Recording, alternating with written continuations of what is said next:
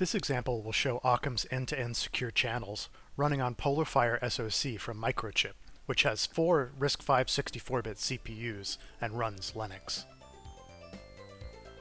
This PolarFire kit provides several UARTs over USB. On the left, the first UART prints low-level firmware logs. On the right-hand side, another UART prints logs from our software, including OpenSBI, U-boot, and the Linux kernel. After Linux boots, we can log in and run our example. The Linux distribution for this kit is built with OpenEmbedded and Yocto. By default, the system includes several useful development tools and network utilities, including an SSH client. Using Secure Copy is an easy way to load programs onto this board. Let's run our Ockam end-to-end encryption example on the Microchip PolarFire SoC.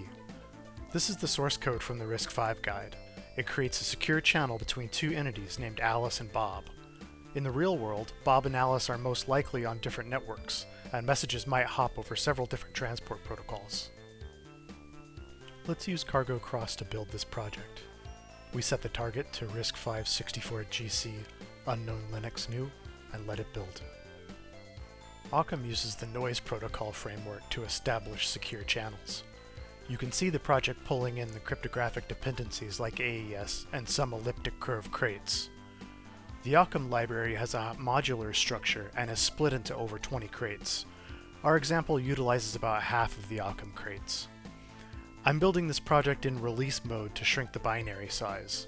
The board doesn't have a lot of spare flash, and the size difference between debug and release builds is significant. After the binary is on the board, we can run it and see our secure channel being established. All of the examples from the Ockam Getting Started guide can be run on RISC-V Linux. Check them out from our GitHub repo.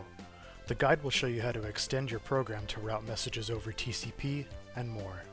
Thanks for watching.